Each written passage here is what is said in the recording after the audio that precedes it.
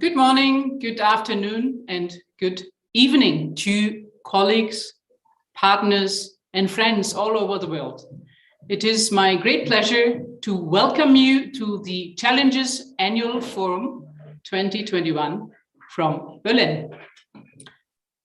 Let me announce our first speaker, State Secretary Miguel Berger from the Federal Foreign Office of Germany here in Berlin.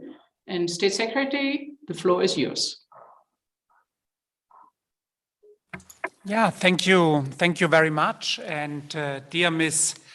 Raiden, dear Almuth Wieland-Karimi, first of all, and ladies and gentlemen, I am also very delighted to welcome you to the 14th Challenges Annual Forum together with the German Center for International Peace Operations.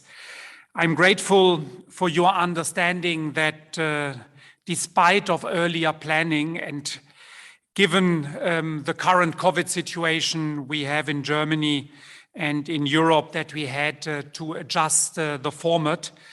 So if we look at the current developments all over, I think we are adjusting these kind of forums back to hybrid or to virtual conferences.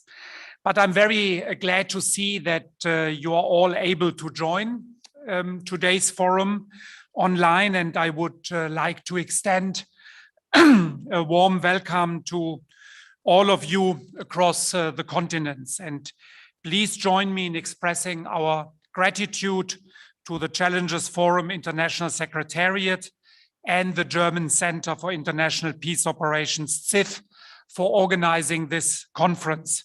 Because without the tireless efforts of the staff involved, we would not come together today. And let me also take the opportunity to thank our friends and colleagues from the Folke Bernadotte Academy of Sweden, who kindly run the International Secretariat. Ladies and gentlemen, with 50 organizations from 24 countries, the Challenges Forum provides a very important platform for active and practically focused multilateralism. We are keen to contribute to this forum. And today we want to discuss the impact of climate change on security and how it affects peace operations.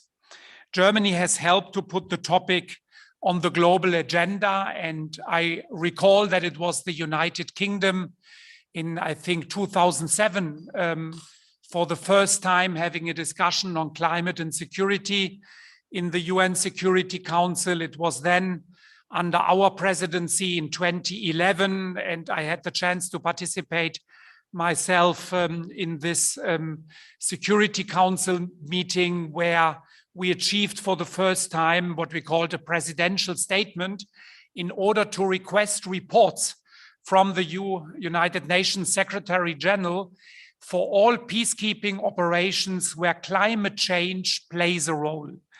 And since then, a lot has developed, obviously, in the G7, G20, in the UN General Assembly.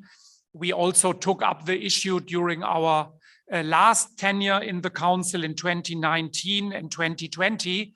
And I'm also very glad to see that we managed in New York to set up a group of friends on climate and security, a group of friends from all regional groups, which is very, very important because this is in the end an issue which affects all of us.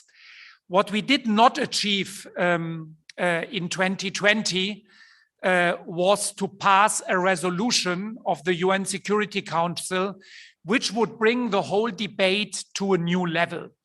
And regrettably, back then, under President Trump, it was totally impossible to get the US support for such a resolution.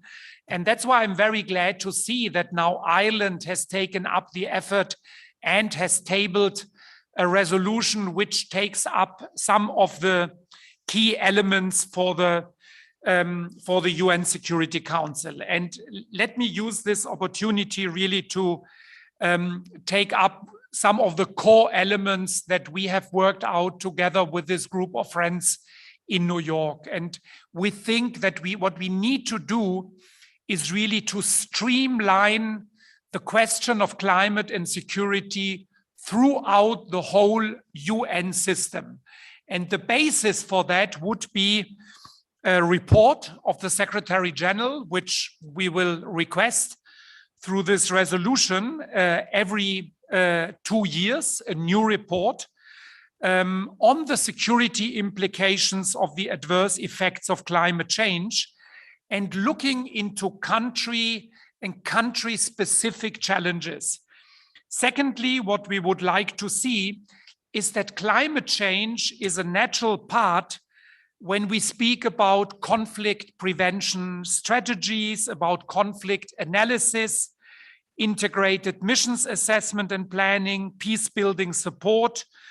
Whenever we have a debate on these topics and we have reports, if they go to the Security Council or to the General Assembly, it is crucial that part of this analysis, a natural part of this analysis, should be to look if there are climate change related challenges and security issues.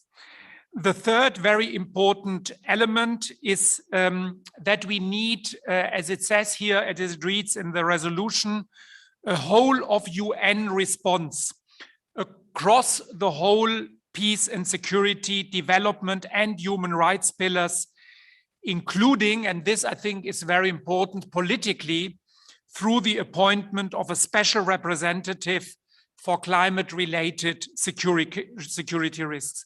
Because we think what we need is to have a coordination within the UN system, but also we need such a person in order to represent the challenges, to have somebody as a kind of focal point also for the international discussion on climate and security. And so we are, I would say, slightly optimistic that this time it will be possible to pass a resolution in the coming weeks of the UN Security Council, which would then give us a basis in all these areas I have laid out to work on the question of climate and security. And let me add also, because today is the second day of the NATO foreign ministers meeting, that this is not only an issue where the UN is looking at, but that the NATO foreign ministers decided already in March of this year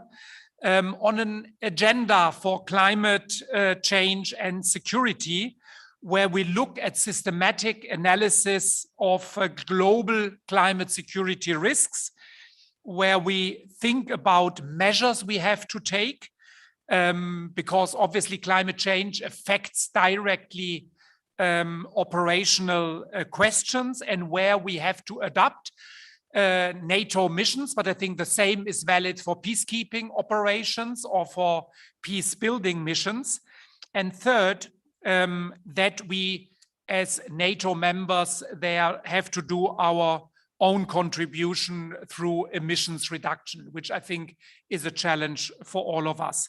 And so I'm pretty sure that in the new strategic concept, which will be decided upon in June next year at the NATO summit in Madrid, we will take the question of climate and security into NATO's key document for the future. So overall, my impression is that we have made really a strong way forward in the last 10 years. When I remember back then that nobody really wanted to take climate and security as a serious issue, I think now all of that is perfectly well understood. But what is still lacking is how to translate that into action when we speak about the different types of missions, when we speak about the whole UN system. And therefore, let me say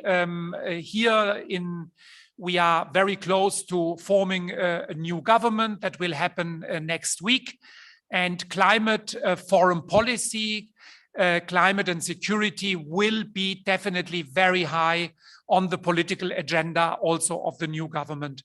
So was a pleasure to talk online with all of you, and I wish you really a successful and interesting Challenges Forum. Thank you.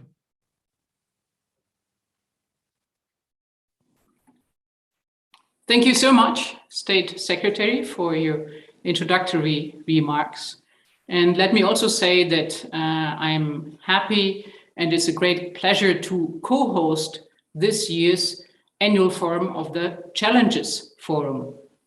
The Federal Foreign Office and ZIF are proud partners of this forum, which has 50 partners around the world on all continents in 24 different member states.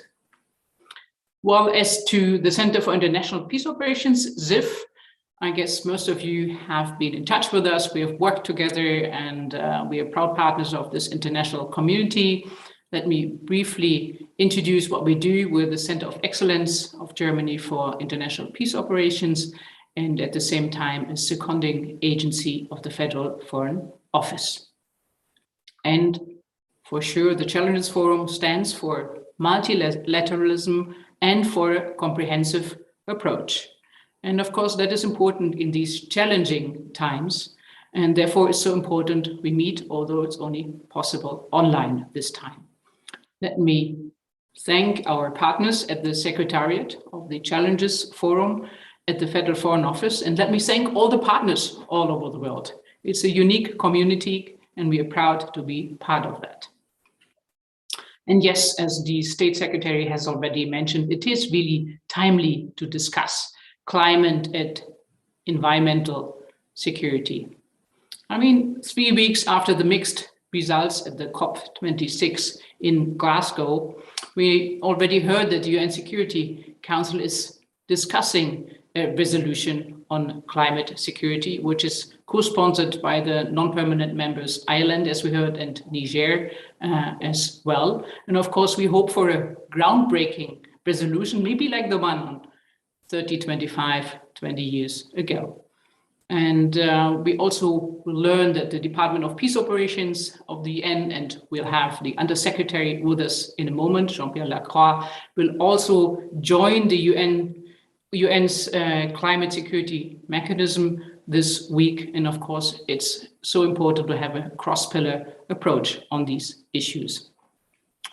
Well, of course, Germany is in a transitional period. We'll have a new government next week. And I've just studied over the weekend the new coalition contract, as we call it.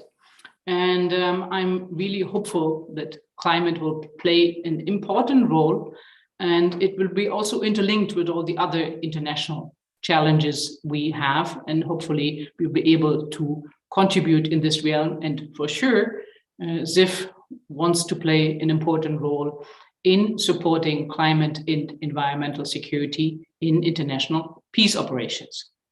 Let me briefly walk you through the exciting program of the next 3 days. After this welcoming panel, we have keynote speeches today by 2 really exciting speakers, and we have the high level opening. And all of these sessions can be followed on YouTube.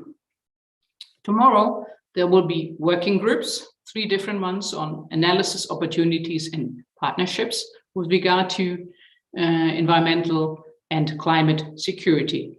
And on Friday, we'll have a discussion with UN colleagues based on the ideas from the working groups and have their feedback on this. And then we'll close with a conference discussing the UN Security Council mandating process. We'll hear the latest news from New York, and this will also be live streamed. I wish us all interesting discussions, exchanges, inspiring ideas that we hopefully will be able to take back with us on Friday. And hopefully we'll be able to generate some new ideas on climate and environmental security. And with this, I'd like to hand over to my colleague, Pernilla Rydén, as the director of the Challenges Forum Secretariat in Stockholm. Pernilla, the floor is yours. Thank you, Almut. Excellencies, ladies and gentlemen, Challenges Forum's partners and participants. It is a great honor to welcome you to the 2021 Annual Challenges Forum on behalf of the Challenges Forum International Secretariat. We are delighted to be organizing this event together with our German partner organization, Zentrum für Internationale Friedenseinsätze, CIF. In particular, I would like to thank CIF's Executive Director, Dr. Almut Wieland-Karimi, for her willingness to once again take the responsibility to organize a major Challenges Forum event. I would also like to extend a warm thanks to the federal government, Federal Foreign Government Office and the State Secretary that we heard initially, Miguel Berger. I am very much looking forward to our deliberations and discussion over the next 3 weeks on this year's important and well-timed theme, climate and environmental security in peace operations. These are critical issues that are already affecting our work in different ways, including the functionality and effectiveness of peace operations. And they will remain with us for a long time to come.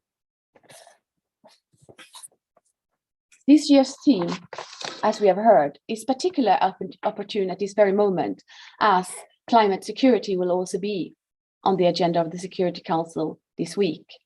And we will have more coming on this on Friday as well. Together and through the forum, we now get an opportunity to contribute, shaping and developing this important agenda. Knowing what we as a partnership are capable of, I dare to promise that all our sessions, including a panel discussion on UN Security Council mandating on Friday, are going to be highly interesting. Let us keep a promise to each other that we will listen, contribute, reacting, reflecting, and thinking out loud, all according to our own respective preferences. I am indeed pleased to see such a broad and vast participation in this event. The Challenges Forum is a genuine partnership, and hence I thank all our partners that has joined us here today.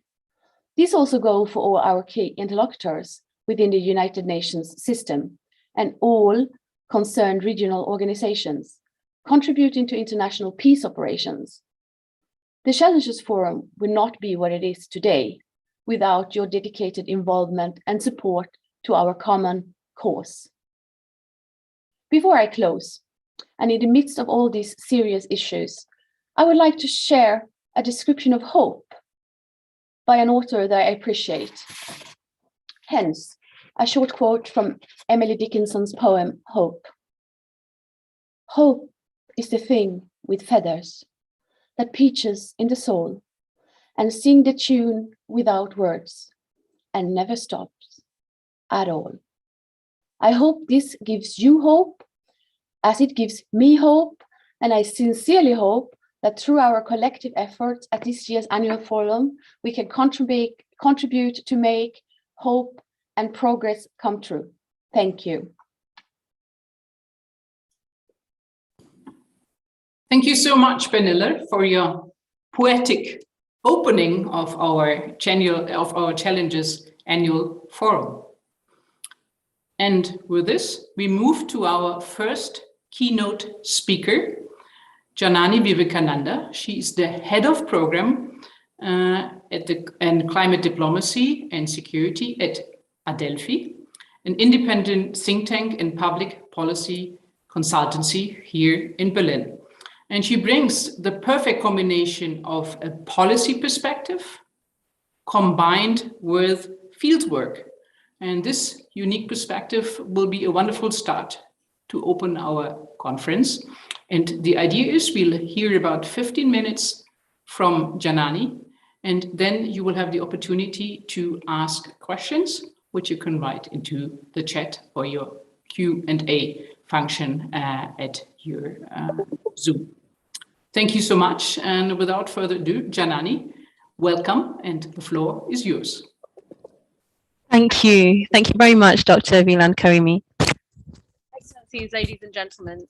Hello, and thank you so much for this opportunity to speak with you today. I'm grateful to the organizers of this year's meeting, to Challenges Forum and to CIF for inviting me today, and But not just this, and not just for putting together such an impressive agenda, but also for using this year's forum to put the spotlight firmly on one of the most pressing societal issues of our time, climate change and its impact on peace and stability. Now, the title of my input, as per the agenda, speaks about the future. It talks about climate projections for the next decade and potential impacts of climate on peace and stability. But let me tell you straight off the bat that this isn't just about future risks or about potential impacts. This is about now risks. It's about impacts which are already playing out in fragile contexts around the world.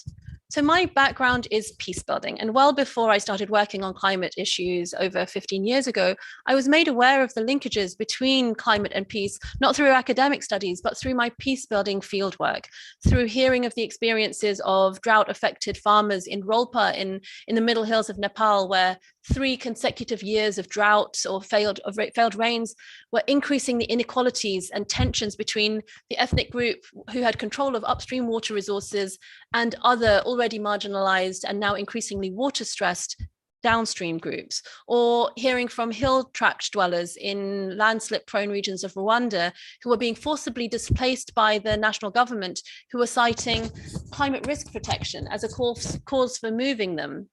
And the government was then using the newly freed up land to farm tea and coffee. These are high value cash crops for export on the grounds that these crops would prevent landslides. And they were using international climate financing to do this. Now, there was no clear evidence that these crops would in fact help reduce climate-related disasters, but even if it were true, the impact on trust, the impact of these decisions on trust in the government and the social contract, which was already very strained, was profoundly negative. So back then in the early 2000s, a lot of this information was anecdotal. We may have started to talk about climate change as a risk to peace or as a so-called threat multiplier, but there was little evidence to know what this meant and what we should do about it. But now, however, whilst there's still much that we don't know, given the uncertainty in the system about how these climate-related security risks will unfold in specific contexts, there's actually a lot that we do know. But let me be very clear. Climate change is rarely a driver of conflict in and of itself, but there is ample evidence that its effects exacerbate important drivers of conflict, challenging the capacities of states and of people to cope peacefully. These risks aren't just future risks, they're visible today and they're projected to increase. Interstate and intercommunal conflicts are on the rise again, and climate models, all climate models, predict that the impacts of climate change will grow significantly in the future. Thus, despite the uncertainty, I can tell you with a high degree of confidence that climate-related implications for peace and security will increase considerably as well. But even though we do know this, we're not doing enough to act on this. Those countries most affected by conflict, which are incidentally, but not coincidentally, also highly vulnerable to climate change, these countries receive a mere 4.5% of all climate funding. And at the same time, few peace building projects or peace operations adequately address climate security linkages, despite having language in the text, for example, in mandates. So I guess it's cognizant of this that we're here today, and this is what the agenda is looking at over the next 3 days. So what do these climate impacts look like? If you could pull up the slides, please. How will they affect peace and stability? Next slide, thank you. Now, I don't want to overwhelm you with climate science, but I do want to share 3 key climate impacts. And based on this, I'll set out 4 insights on what they mean for peace over the next decade. So to start with the science bit, the first climate impact is that things are getting hotter. According to the Climate Action Tracker, even with an optimistic take on the climate action commitments following this year's COP in Glasgow, we are on track for an average warming of 1.8 degrees by 2030. And if we adjust this to be a bit more cynical, or I'd say realistic or pragmatic, and we look not just at the very loose and unbinding commitments made by states, but actual pledges and targets, this pushes us to 2.1 degrees. Now, this might not sound much, but think about our body temperatures. An increase in, say, your child's body temperature by just 2 degrees determines whether they have a fever or not. Next slide, thanks. Now, let's look at what this could mean for one of the world's most populous and politically volatile regions. The first image B is historic. It looks from 1976 to 2005. The second image, C, models a warming of 2.25 degrees centigrade. The time range here is up to 2100. So it shows a longer time horizon than what we're looking at. But this data is actually 4 years old. And actually, given the subpar progress on climate action to date, this scenario is beginning to look more feasible by 2040. Let's look at the increase in orange in this middle map. That shows a wet bulb temperature of 31 degrees.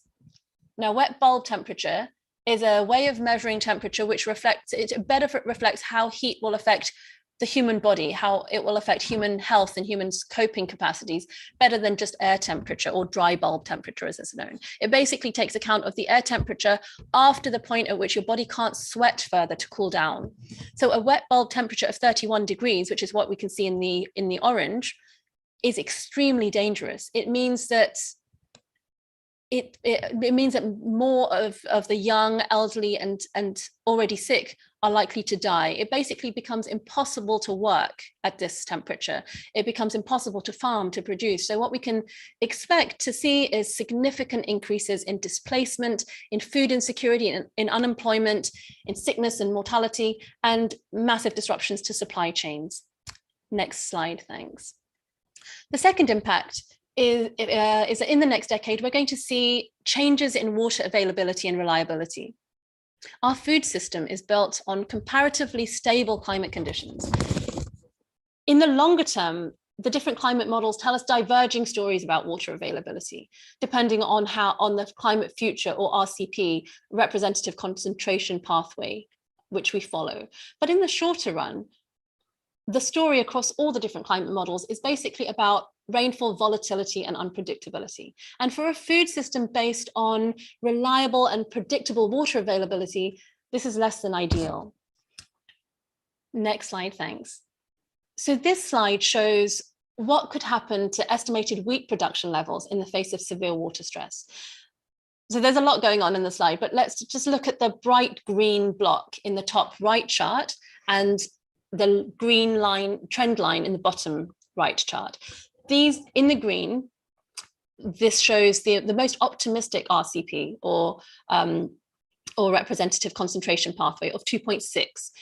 And this is the best case scenario, or most realistic best case scenario. And we can see that this shows us that by 2040, 30% of wheat production will be affected by severe water stress. Now, just imagine what would happen if we see simultaneous droughts hitting major global wheat producing and exporting nations at the same time. Now, we actually don't need to imagine too hard, because we saw something similar in 2008 with droughts in China, Russia, and the US, and how this affected food prices and contributed to food price riots or food riots and instability around the world. So what we can expect in the next decade is more of the same, and more often in the next 10 years. Next slide, thanks.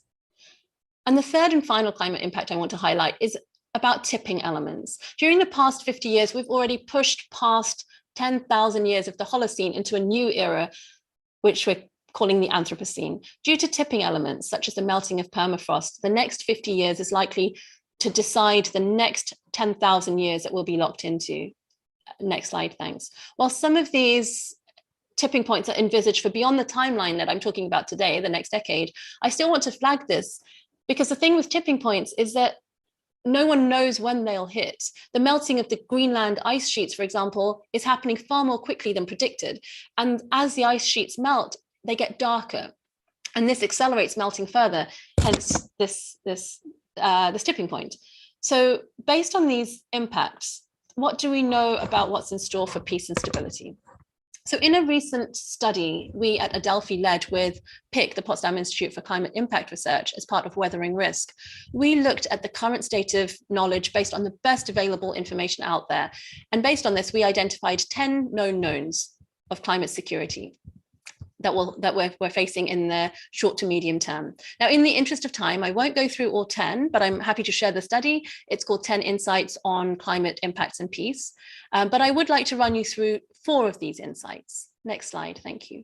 So in the next decade, we will see increased competition for natural resources, such as land and water. So climate change changes the availability to and access to natural resources, things like land, water, forest, fisheries, and in conflict zones or areas where certain groups face exclusion and where governments are weak, natural resources can, or changes in natural resources can worsen existing disputes and decrease already low levels of social cohesion.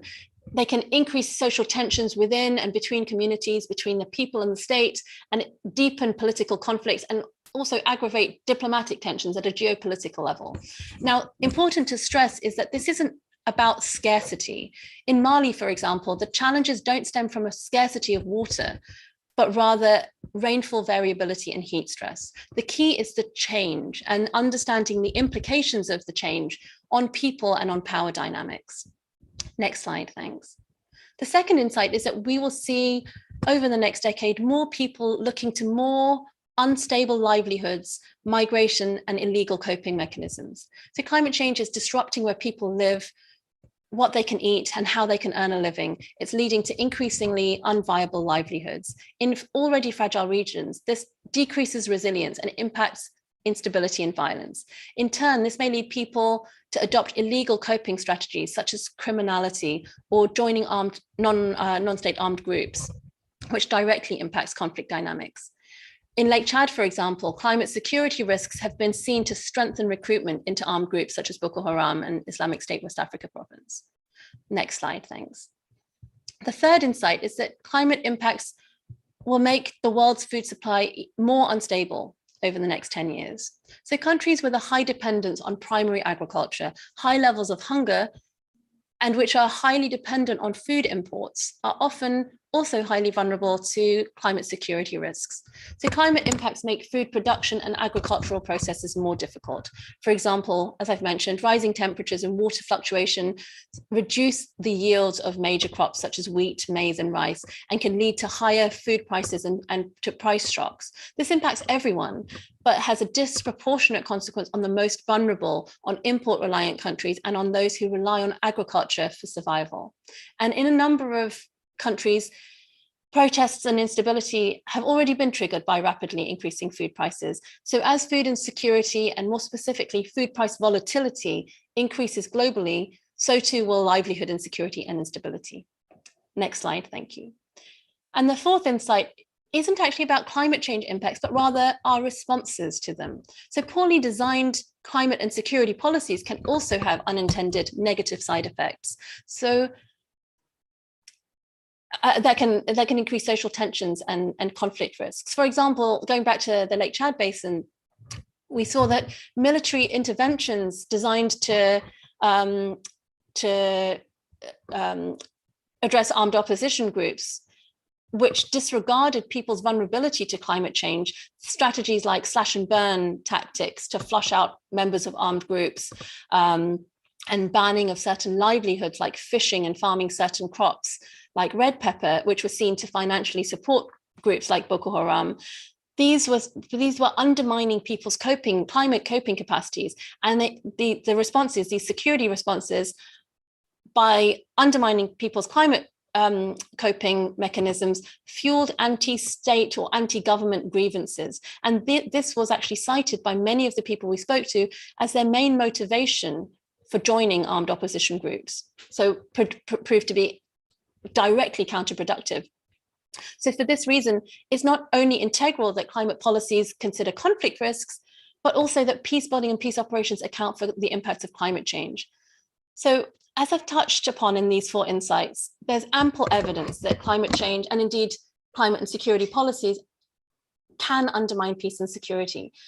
And whilst I've just sketched out these four very generalized pathways, they're all based on a thorough review of the best available evidence that we have.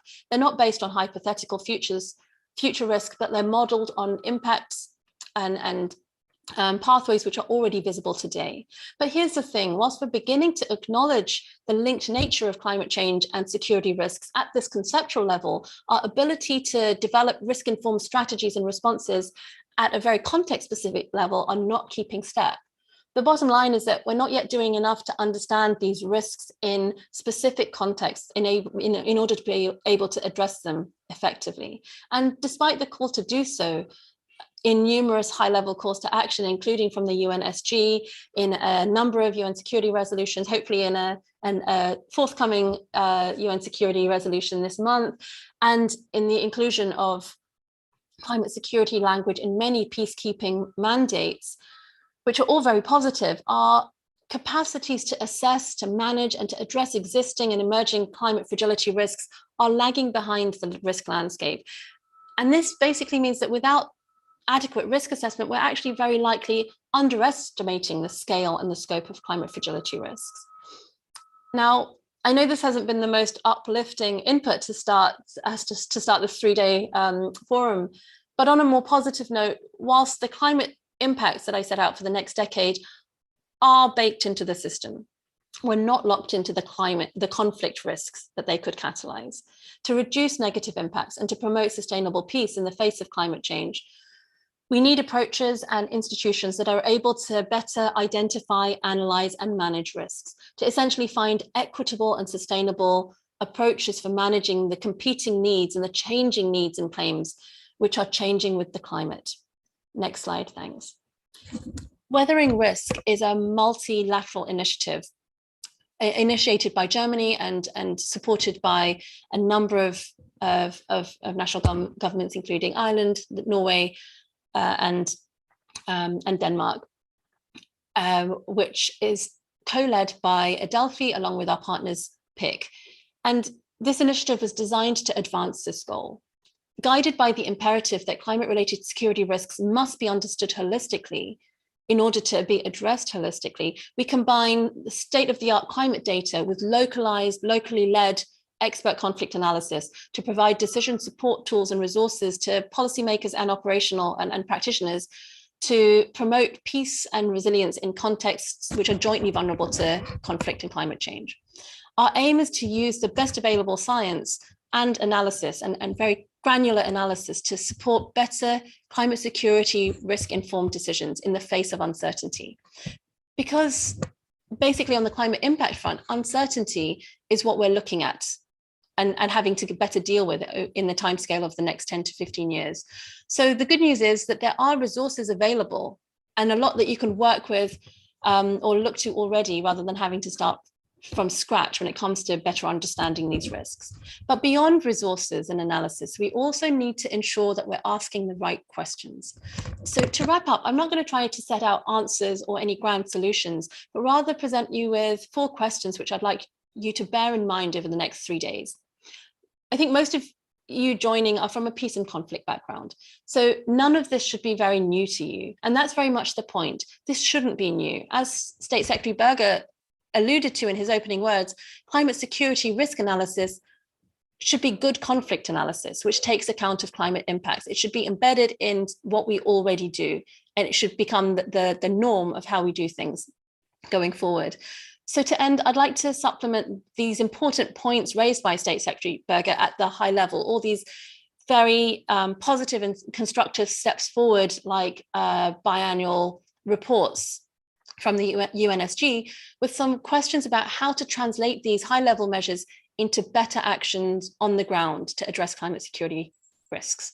So the first question is, we know that solutions won't lie neatly within sectoral silos. So how can we, at an operational level, get better at cooperating across sectoral divides to better address climate and environmental risks in peace operations? The second question is that we know we need to get better at working on uncertainty, but our structures aren't designed for this. What needs to change in the institutional architecture, especially the aid architecture, and how we measure results or how we measure impact, to ensure that programming can be more flexible, adaptable, and prepared to fail so that we're better able to deal with uncertainty? The third question is around context. We all know that context matters, but how can we create the right incentives and plug the lagging skills within our institutions to make sure that all programs and strategies can actually address what's called for in the mandates or in the high level calls to action, to actually take account of both climate and security risks in a context specific way? And finally, we know that climate security risks will affect different people differently. We won't get inclusive responses unless we have inclusive processes. So how do we ensure meaningful inclusion, in particular of women, young people, people with disabilities, and those from other marginalized groups in the assessment of risks and resilience to ensure that all ranges of different dimensions of human security are realized? Now, these may not be the most comprehensive list of questions, or they may not be the right questions for you. And I'm not hoping for answers, but rather just that we strive to ask ourselves the right questions. The question isn't, does climate change affect conflict? It's, what do we do about it? What do we need to know, and where do we need to go to be able to better respond to these risks? So perhaps by the end of the 3 days, we'll get close to answering some of them. But the point is, we don't need all the answers right now. In fact, if we had them, they'd probably be wrong because, of course, these answers will vary context to context. So I think an important step forward is simply knowing the right questions we need to be asking. And with that, I'll close and I'll open the floor to you and to your questions. Thank you very much. Thank you so much, Janani Vivekananda. It has been a highly interesting speech, though at the same time drawing quite a grim and worrisome picture. However, it's a wonderful start into our conference. And looking at my watch and knowing the busy schedules of the speakers on the next panel, I would like to suggest that many of these questions you have asked to all of us now participating in the conference, we'll have ample time today and tomorrow and on Friday to discuss these questions. And as you said, probably we will not come up with the answers, but we might come closer to one or the other answer, because this is a wonderful community. And I think we all deal with these questions. So thank you for your input. And with that having said, I'd like to move on to the high-level opening. And we will not take questions for this session, but it's my great pleasure to have 2 live speakers and a video message from the Swedish Minister of Foreign Affairs. And let me say welcome, Under Secretary General. Bonjour, Jean-Pierre Lacroix. It's a pleasure to see you. Hope all is well. And I'd like to hand over the floor to you as the Under Secretary General of the Department of Peace Operations to share with us some of your thoughts on climate and environmental security and what is important to our international community. Please, Mr. Lacroix. Thank you very much, Almut, and good morning, good afternoon, everyone. It's good to be with you, albeit virtually. Thank you for inviting me. And it's really a pleasure to speak on this topic a few days before the peacekeeping ministerial meeting, which will be held virtually in Seoul. Certainly, I mean, the topic that we're discussing today is definitely a challenge or represent a challenge to peace and security, and it does represent a challenge to UN peace operation. It's something that we see every day and in most of our peace operation, particularly in Africa. You would recall that Antonio Guterres, the Secretary General of the United Nations, has called the climate a code, and I quote, a code red for humanity, and has stated that many of its effects are now irreversible. And it's clearly part now of the global peace and security landscape for the foreseeable future. You would also recall that the Security Council of the United Nations has recognized the adverse effect of climate on stability in 15 settings, and including resolution mandating peacekeeping operation. You know, there's obviously a much greater recognition of this link between climate change and stability, but I think we're still working to understand exactly the many ways and the complex ways in which it impacts peace and stability, and particularly how it is impacting specific settings. we do know that conflict-affected countries are among some of the most affected by climate change. Out of the 15 countries assessed to be most susceptible to climate risks, 8 host a United Nations peacekeeping or special political mission. And of course, we cannot be in the lead on climate action, as far as peacekeeping is concerned. I mean, this is for other format and configuration to be on the lead. But at the same time, we as people responsible for UN peace operation, we have to assess very carefully and seek to mitigate the risks that climate presents to peace and security and to the implementation of our mandates. We see climate change not as a direct cause of conflict, but definitely as a risk multiplier or a conflict enhancer. It definitely intensifies competition for resources, natural resources such as land and water, often compounded by a continuous rise in the demography of the affected countries.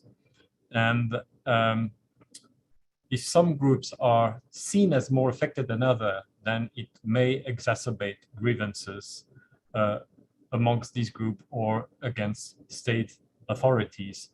And we see in the field that in many cases, the impact of climate change can intensify patterns of intercommunal violence, and therefore facilitate recruitment into armed groups or worse and other forms of violence. And of course, as usual, unfortunately, women and girls are in most cases disproportionately affected. Now, we tried, within the limits of the mandate of peace operation and in cooperation with other organizations and institutions, we tried to do what we can to mitigate the impact of climate change. Let me give you a few examples. In South Sudan, which is a country where more than 95% of population depends on agricultural activities, our mission there, UNMISS, is working with more than 13 state authorities to better regulate and manage tensions between farmers and herders, which helps to prevent conflict. And as you certainly know, exacerbated tension between farmers and herders is one of the clear consequences of climate change in many of our mission settings. In Mali, MINUSMA is working with the Food and Agriculture Organization to demarcate pastoralist corridors. And in the Central African Republic, we work to prepare a national transhumance operational plan and also to support local transhumance conflict management committees. And this is very often about deconflicting and preventing tension, particularly prior to the beginning of the transhumance season. And I'm very glad that we're working, as I indicated, with the FAO, but also the World Bank is involved in some of these efforts. And I believe that it's only with a such strong partnership that we can make some difference within our mission setting. Indeed, climate security is the ultimate nexus issue where strong partnerships across and beyond the UN system and with critical development partners are needed. And for this reason, we are absolutely committed to working increasingly closely with the climate security mechanism so that we can have a joined up approach, as much as possible. We really want to have a closely coordinated approach to this major challenge. We also need to work closely with regional organizations such as the African Union, regional economic commissions, and all those who can help. And UN peacekeeping missions need to link with the critical work on this same issue at the regional level. This is obviously a challenge that we face because our peace missions have national mandate that are focused on a particular country, but the impact of climate change, among other things, the tension between herders and farmers, is a phenomenon that has a regional and cross-border nature. Actually, many of these movements of so-called transhumance, the cattle movements, are cross-border, and therefore that is something that we have to take into account, and therefore that implies that we need to work with other UN partners in neighboring countries, neighboring countries where we have our mission, and with other partners involved at the regional level. Some of our missions most affected are working to strengthen their capacity to assess and respond to climate security linkages. We just give an example of support that we recently got from a member state, from Ireland, which provided us funding for the first advisor on climate security linkage in one of our peacekeeping mission, UNMISS, in South Sudan. And we're also working to develop training on climate security for all field mission personnel in partnership with our sister department, the Department of Political and Peacebuilding Affairs in the UN Secretariat. Another important element which I would like to briefly highlight, we also work very closely with another partner within the Secretariat, the UN Secretariat, which is the Department of Operational Support, in order to improve the environmental footprint of our mission. Collectively, we're working to improve reliance on renewable energy. I've seen many of these examples when I go to the field, the increased use of solar panels, the way in which now we recycle water, the water that we use, and very often in areas that are a challenge in terms of water resources. So we want to definitely make sure that we have the minimal possible footprint, and also to ensure a positive legacy in communities where missions have been operating, and when those missions are gradually leaving, so that we leave behind us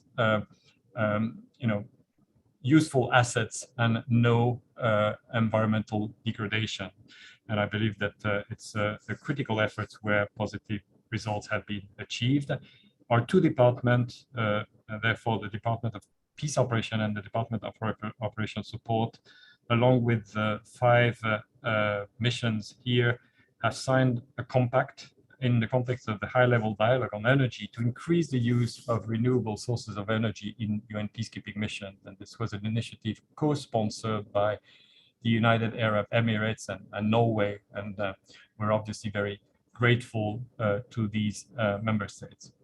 And finally, we need to ensure that UN peacekeeping operations have the required capabilities and operational resilience to operate safely and effectively in the face of events that are closely linked to climate change, such as flooding, desertification, and other patterns that are exacerbated by the climate change that we see in or the impact of climate change we see in those settings.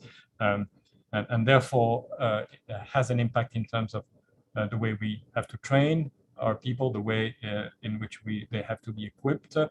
I believe that this will, in particular, imply that we strengthen our capacity in terms of engineering, including the ability to build or rebuild bridges, roads, and so on and so forth, to the extent, of course, that our resources allow.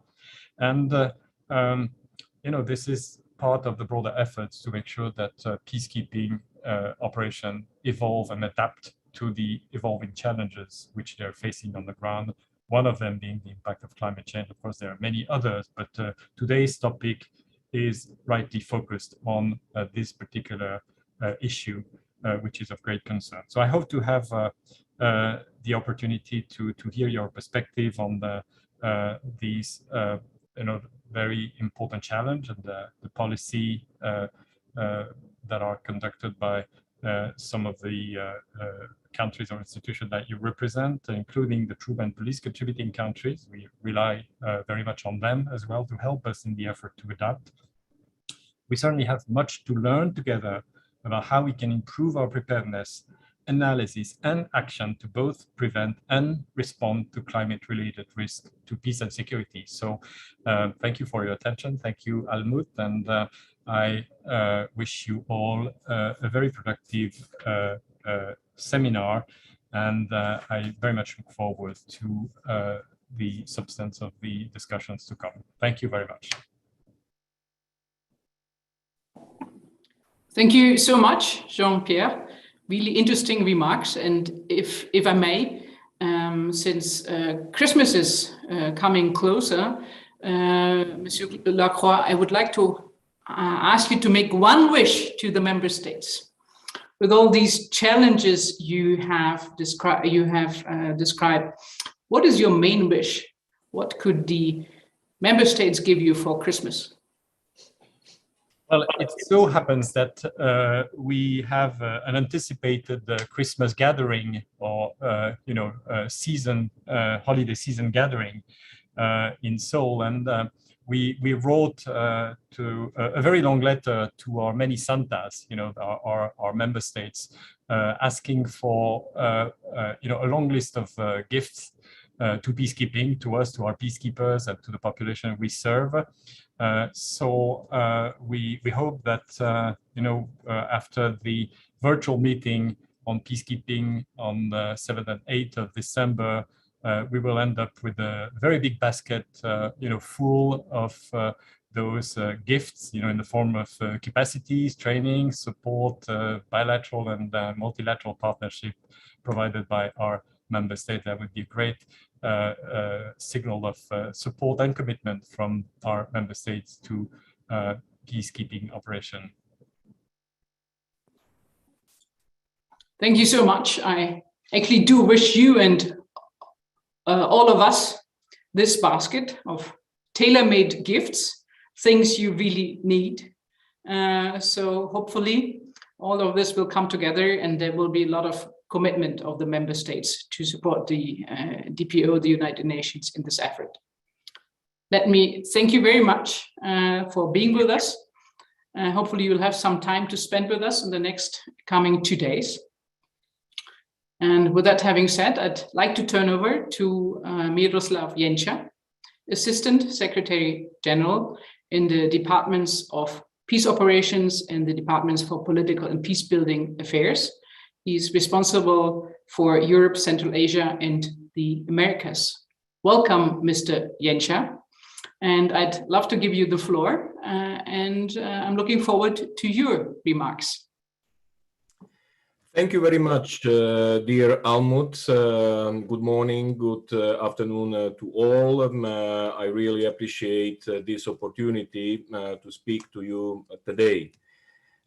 Speaking after USG Lacroix, USG of Department for Peace Operations, I would like to mention that the Department of Political and Peace Building Affairs, together with DPO, form part of Peace and Security Pillar. So we work very closely together, and I will try to complement in my remarks the key points that Jean-Pierre just made. As we meet on the heels of COP26, there can be no doubt about the complexity and magnitude of the climate challenge. Thank you to the Challenges Forum for focusing this discussion on climate security and peace operations, which could not be more timely. And thank you more broadly for your role in bringing together a wide range of constituencies in support of our missions. The effects of climate change extend far beyond the environmental realm. They are reshaping the peace and security landscape.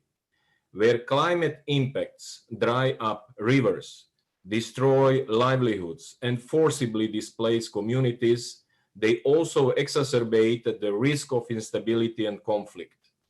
The 2019 Global Peace Index estimates that of the nearly 1 billion people in the world who are highly exposed to climate change, more than 400 million live in the areas affected by instability and conflict. Numerous situations on the agenda of the Security Council experience this dangerous confluence of climate and security risks.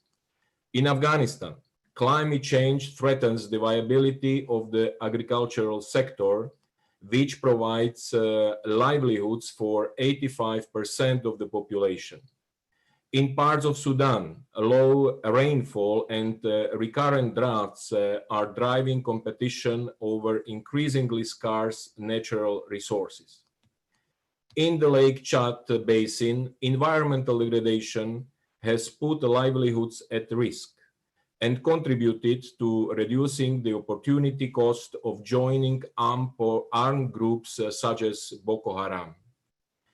Climate change undermines the essential elements of peace and development, such as social cohesion, strong institutions, and predictable livelihoods. Women are often affected in disproportionate ways, and discriminatory norms increase their vulnerability and limit their coping capacity.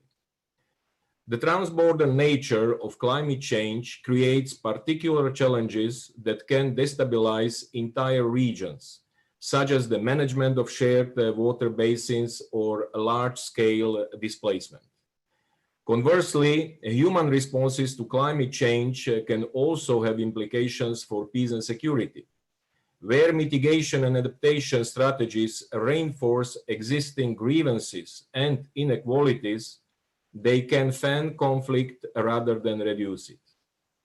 We are not traditionally climate experts in the Department of Political and Peacebuilding Affairs, but we know that our work must take account of climate risks.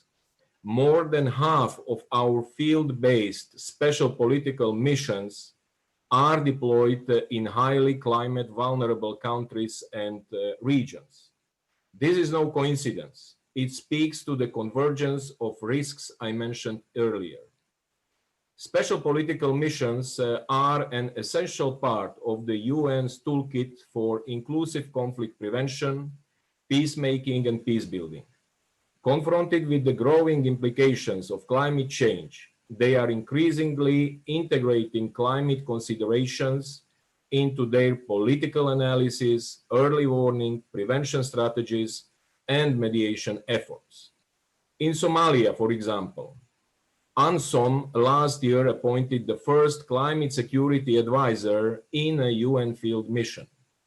This dedicated capacity has enabled the mission to forge a coordinated approach to climate-influenced flooding and displacement in Somalia.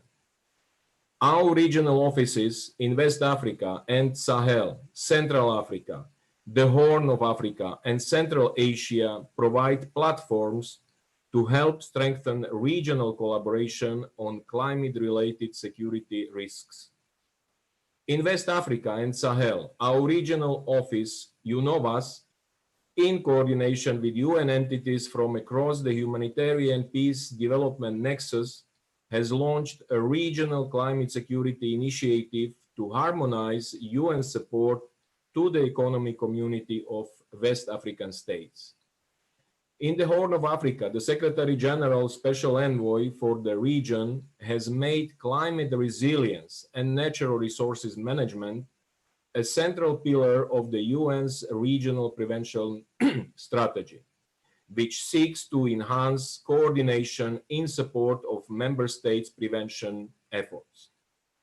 Our special political missions will continue to climate-proof their work. Going forward, we see three main areas of entry points and opportunities. First, strengthening capacity for analysis and action. We need to ensure missions are equipped to understand the highly contextual pathways through which climate change affects people and to develop effective response strategies.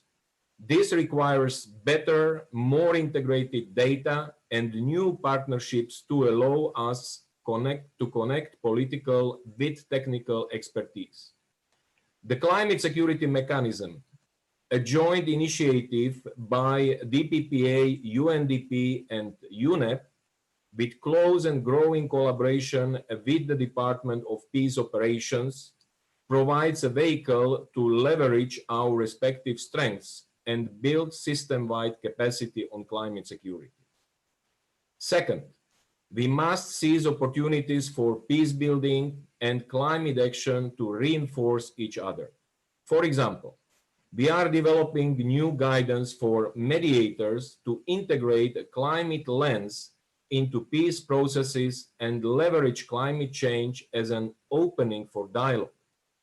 In Somalia, a pilot project aims to combine environmental awareness raising with community outreach to increase the participation of youth, women, and traditional leaders and ensure peaceful, negotiated outcomes that are both politically and environmentally durable. Our strategies everywhere must amplify the voices of women and youth and leverage their knowledge. Climate change is altering traditional gender roles through the out-migration of men in search of new livelihoods, which often leaves women as the de facto heads of households with new responsibilities, but also new opportunities for engagement on both natural resources management and peace building.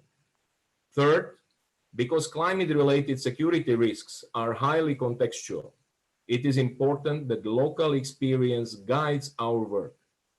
For DPPA, our role is often to help identify promising approaches to risk management and help scale them. In Central Africa, our regional office, UNOCA, is working with the economic community of Central African states to strengthen support to anticipate and address climate security risks. A key component of this effort is to work with United Nations country teams in the region and conduct field visits to meet communities, listen to their concerns, and discuss potential solutions.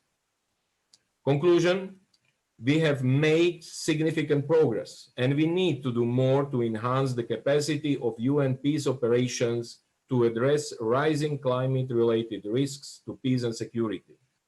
From a prevention perspective, the question is, what do we need to put in place today to be able to deliver peace and prosperity in a climate-changing world 10 or 20 years from now? Our missions are critical tools to help meet this challenge. We stand ready to work with all of you to move forward, and I wish you all a very resultful discussion. Thank you.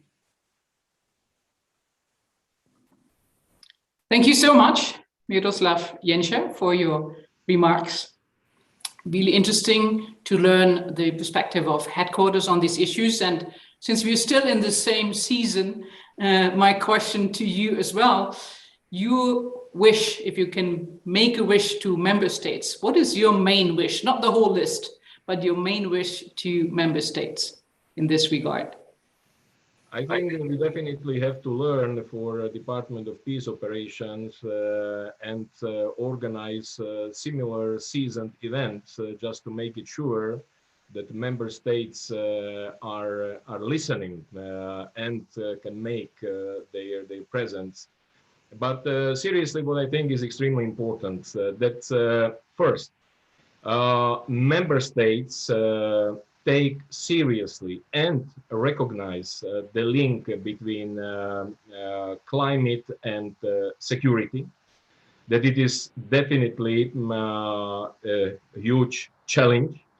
And as Jean-Pierre already mentioned, it is a multiplier of the conflict situations. Second, it is extremely important that we don't only hear about support for prevention, but that there is serious action to walk the talk. so that we get the necessary, predictable, sustainable support, including funding for our prevention work. Because in the end of the day, United Nations is about prevention. Therefore, we need here much more to be done than we can witness today. Thank you. Thank you so much, and all the best for the festive season. Well, we have now a third speaker on our opening panel. However, unfortunately, she can't be with us in person, but she sent us a video message. And this is Ann Linde, the Minister for Foreign Affairs of Sweden. So please, colleagues, screen the video message.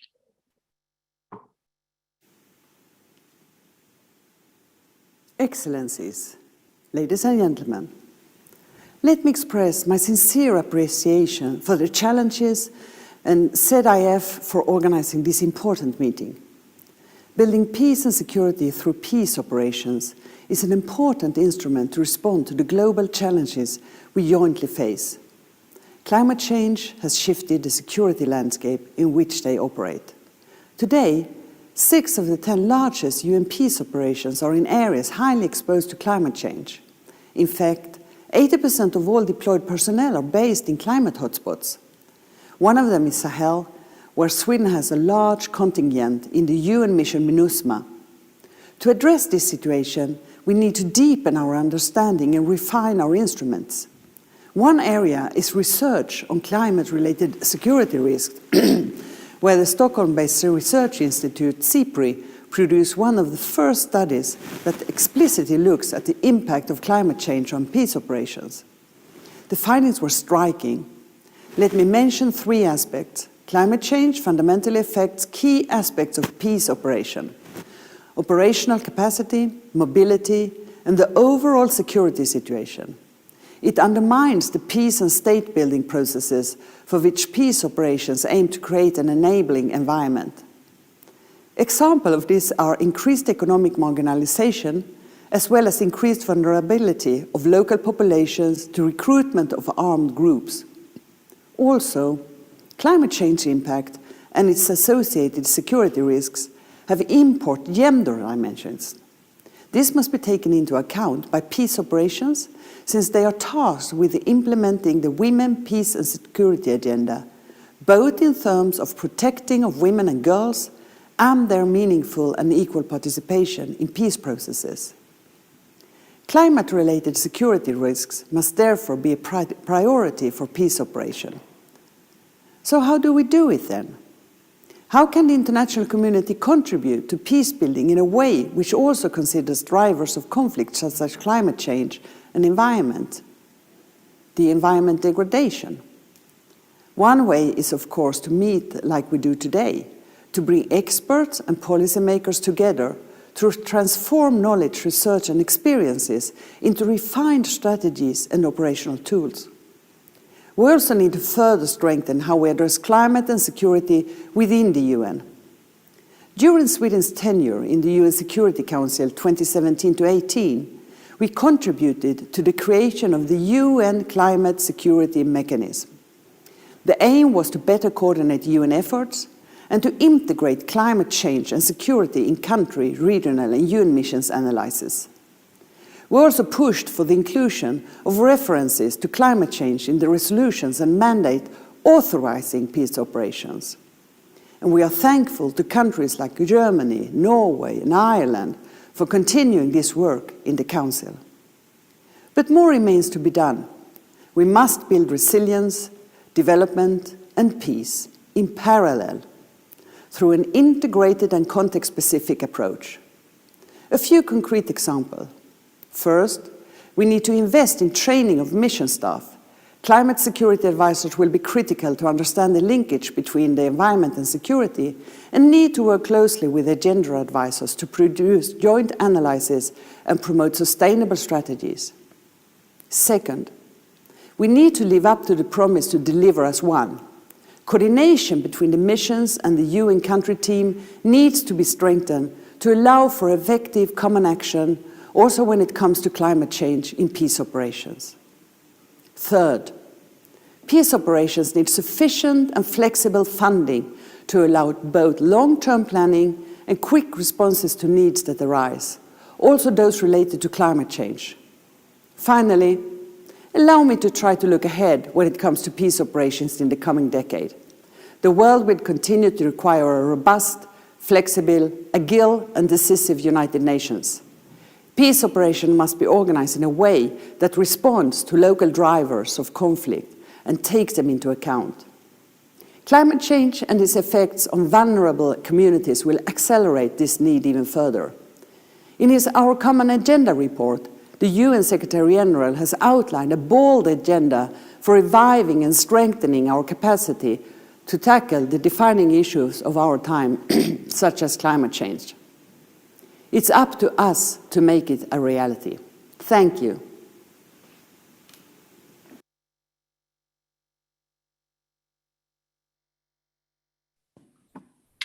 Thank you so much to Ann Linde, Minister for Foreign Affairs of Sweden. And now it's my pleasure to move over to the next keynote speech on climate security and peace building. And it will be delivered by Ilwat Elman from the Elman Peace and Human Rights Center. She is an activist on peace building, on youth affairs, on women. And she's one of these people where I wonder whether, Ilman, your day only has 24 hours or has more hours than at least my day. So you're a champion on all these topics and an activist as well. So we are really glad and we're honored to have you as a speaker. And with that having said, let me hand over the floor to you, Ilwat, and a warm welcome. Well, thank you very much for having me and for the kind introduction. It's certainly a challenging time here in Somalia, where I'm joining you from today. Somalia may actually hold a title of sorts of being one of the world's most challenging and fragile states, and simultaneously one of the worst affected by climate change. Last year, a cyclone brought 2 years worth of rainfall in over just 2 days, the strongest cyclone recorded in our history. Today, Somalia is declared in a state of national emergency over a deadly drought. We are facing herder and farmer conflicts, intercommunal violence, mass migration, political dysfunction, and violent extremism, further compounded by the rising temperatures and increasingly unpredictable weather patterns that exacerbate this violence that I described.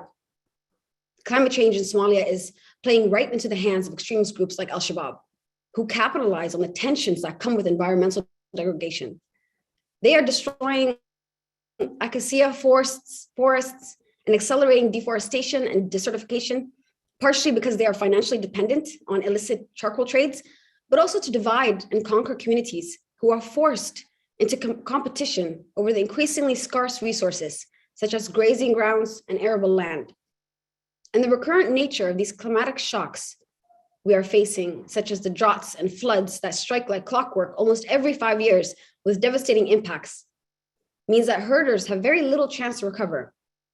The instability created by conflict further weakens their ability to adapt and find alternative grazing areas. So where do they go? How do they rebuild when they are cornered by Al-Shabaab on one side, famine on the other, with disease looming in the periphery?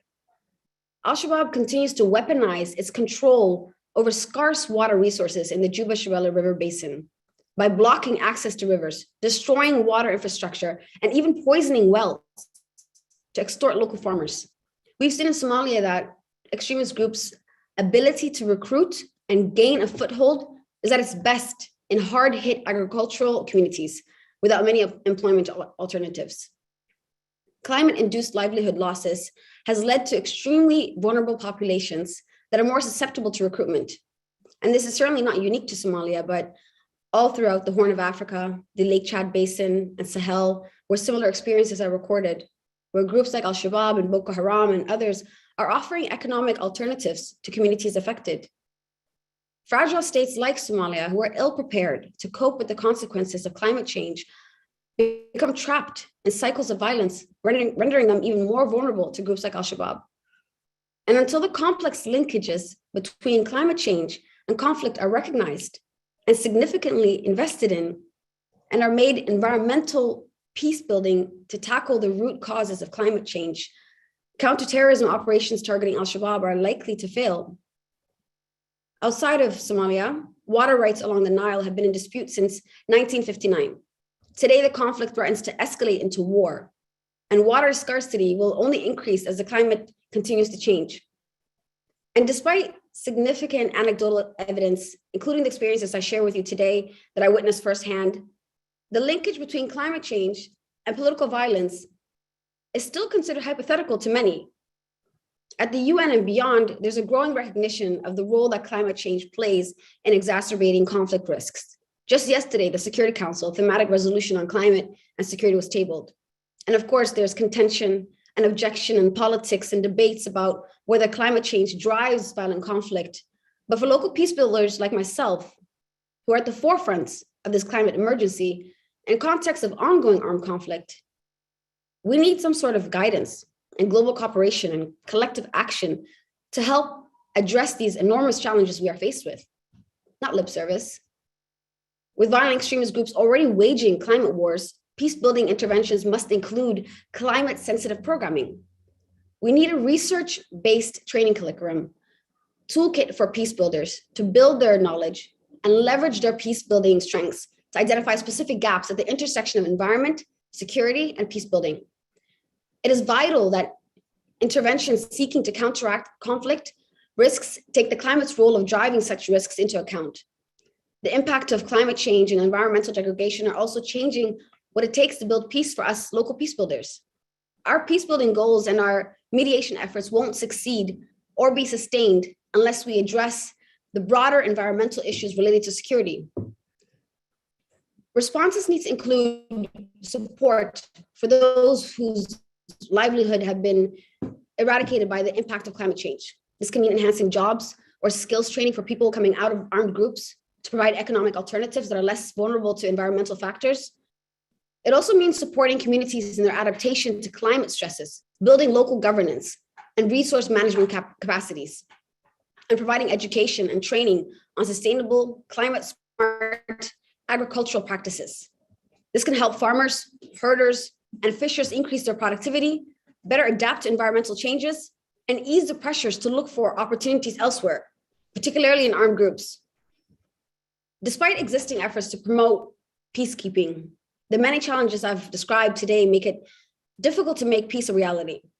The detrimental consequences of climate change and violent conflict exaggerate the human cost of war. It inhibits building peace, and it affects people's livelihoods long after the conflict has ended. So we must act in the present and address the imminent, life-threatening short-term needs of communities at the forefront of climate change now. And we also have to be in pursuit of the long-term climate action goals. It is this precise balance of short-term needs and long-term objectives and alignment and integration of peace-building adaptation efforts that local peace builders are calling for today. Thank you for your attention. Thank you so much for your remarks. Really interesting, and I can hear and see how passionate and how knowledgeable you are about these issues.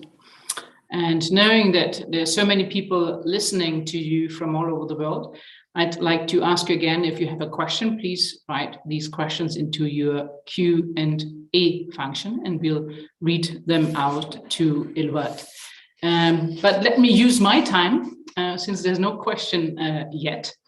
From your perspective, how could local knowledge, I mean, the knowledge you have from Somalia, but also from other places, how could that help to shape the international responses on climate and environmental responses? Because most of the policies, as you know, and we all know, are made in headquarters, whether in New York or also in member states. But from a local perspective, from a peace builder's perspective on the ground, knowing what's happening there, how could you feed in your knowledge to these official processes?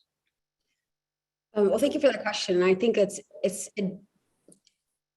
relates beyond just the climate discussion that we're having right now to the climate and security. It's the broader peace building frame of reference that requires stronger local ownership. We've invested for decades, for so long, on resolutions, declarations, commitments, that we keep trying to force these global North-led processes into communities. And often they don't stick. They're heavily driven by external actors. And then when they don't sustain, the local communities or local governments are blamed for not taking them on. Whereas the shift needs to happen in the broader peace building ecosystem on unearthing the traditional indigenous practices of communities and their solutions, and using that to inform the global frameworks and references that we have as well too. The same needs to be taken on for climate change. When we think about climate issues, for many people, the first image that comes to mind is the brilliant young Swedish activist Greta. For many people in the global South, when they talk about climate change, they don't even see it as represented in their daily lives. So the narrative around climate issues and climate insecurity also needs to change. When we look at communities like mine that are affected by it, it would be a shame to think that young people, women, civil society are not already invested, knowledgeable, and interested in advancing climate action in their communities. This is not a global North agenda that is coming to train affected communities, but this is the opportunity right now at the onset to begin to inform the local strategies that already exist. And when we're thinking about climate adaptation, there are lessons that can be learned already from herder communities, from farmers, on prevention and resilience as well too. And I think that this is where we want to see those practices from the communities upstreamed. Thank you. Well, you mentioned the North-led processes and that the narratives should change. Mm-hmm. And you're describing the situation we're in right now, but to pragmatically do that or to practically change that, what would be your kind of steps to do that? What is your perspective on that? How could we change this? I mean, the upstream, the process, as you called it. Well, there's actually a process I'm involved with right now that I'm quite excited by, that's being led by SIPRI with former Minister of Foreign Affairs from Sweden, Margot Wallström, as the chair of the initiative as well too, called the Environment of Peace.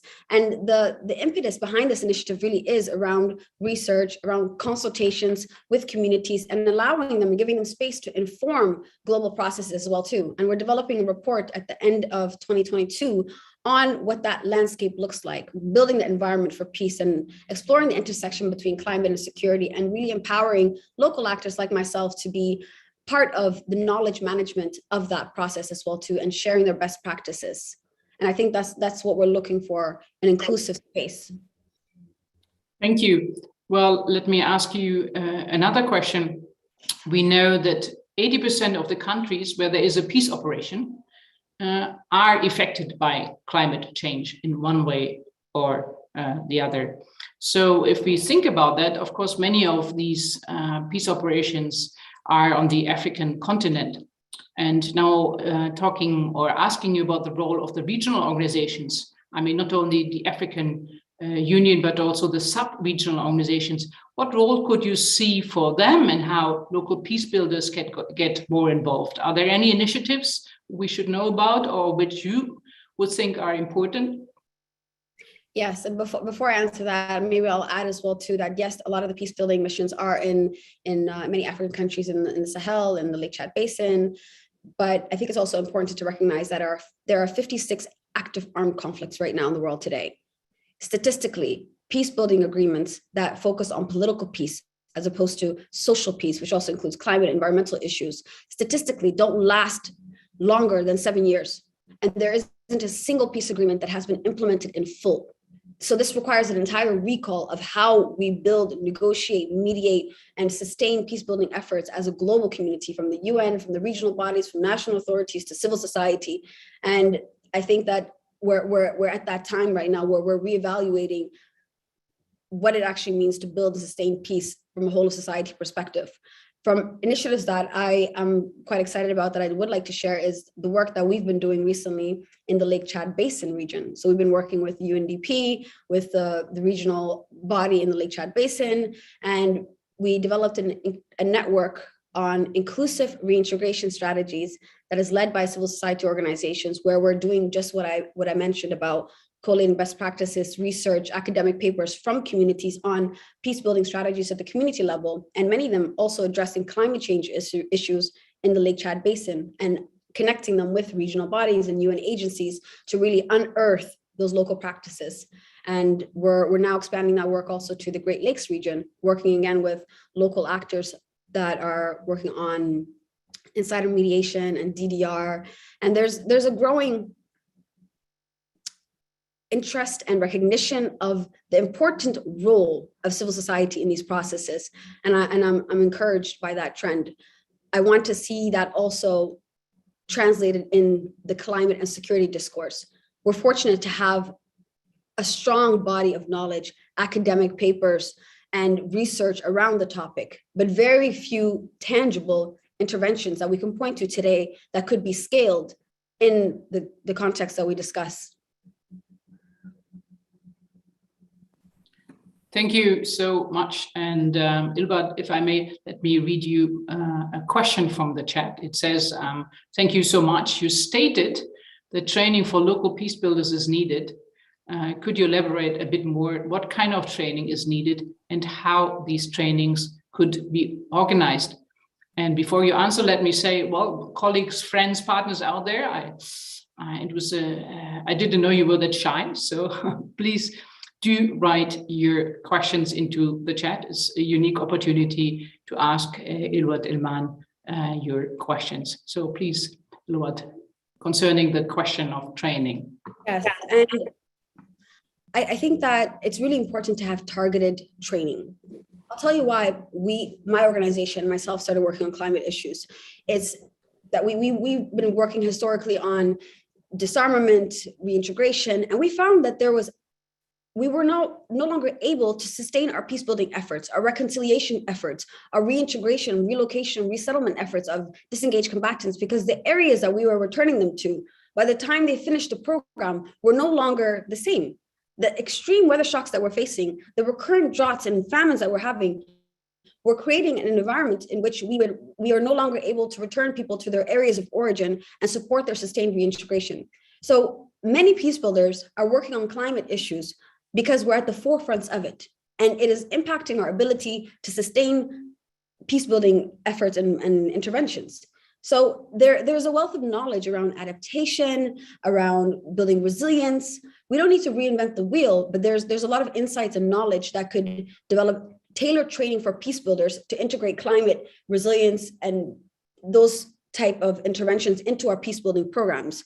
There's a strong lack of coordination and limited information that's shared with actors that are outside of this space. If you recognize that peace builders are not necessarily climate academics or scientists, but they have other strengths, there needs to be a concerted effort to also build their capacity to be able to be adaptable and respond to the situation that they're faced with today. So I would like to see research-informed training curriculums specifically for peace builders to support them, us, in our plight now to address climate-related conflicts as well too. And vice versa as well, where the lessons that we have around reconciliation, around mediation, insider mediation as well too, could also inform climate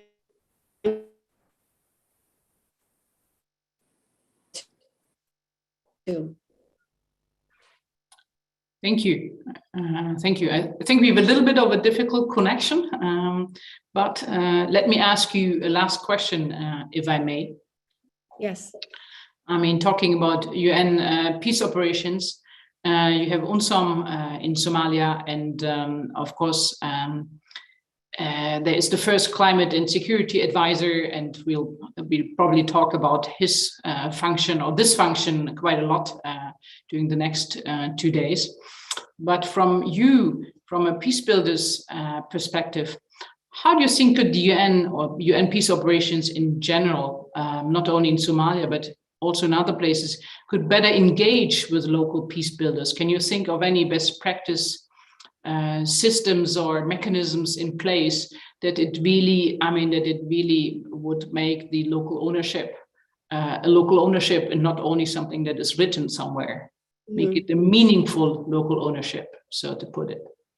Well, I mean, I'm glad that you started with the posting. The posting of the UN Security and Climate Advisor, I believe the title is, the first of its kind is deployed in Somalia. And this is very welcomed because a position like this actually creates an entry point for dialogue, for coordination, for capacity building, and for civil society to actually have a reference or a focal point to really engage and share these ideas with and build out some of these pilot projects that we've heard presented in this session actually today as well too. So I think that more of that needs to happen. And we only have one in Africa right now, in Somalia.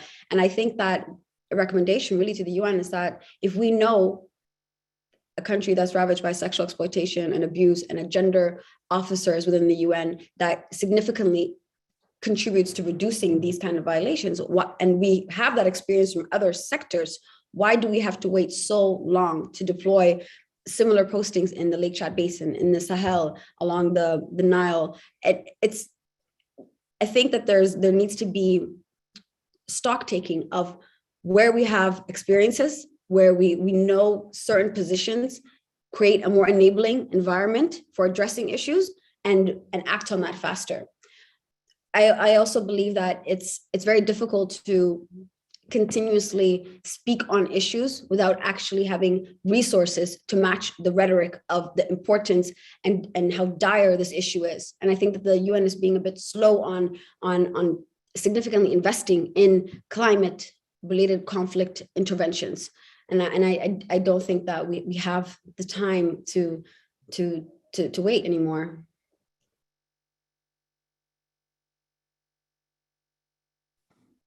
Thank you so much. We clearly heard you. And let me thank you for sharing all your important thoughts and all the best for your work. A lot of success. And may you set an example to many peace builders around the world. Thank you, Dilbat, for being with us. And hopefully you can stay on for the conference. Thank you. Let me now say that we will have a coffee break, but before you leave and grab a coffee or go for a walk or whatever you have to do, hopefully you don't only have to answer emails, but to do something more refreshing, so to say. I'd like to tell you that after the coffee break, please click on the separate link on your platform, on the Whova platform, for the next panel. And we'll have the next panel on integrating field perspectives into planning and policy making with very interesting and knowledgeable, exciting panelists. And it will be moderated by our colleague from the International Crisis Group, Elisa Jobson, who's the Director of Global Advocacy. And as I learned, she is a wonderful moderator. So I'm really looking forward to this session. And with that having said, let me ask you to come back to our conference at 4:15, 16:15, 4:15 Berlin time, meaning more or less you have 30 minutes. Thank you for everyone for zooming in, and thank you for all our great speakers of sharing their thoughts with us today. So see you in half an hour. Thank you.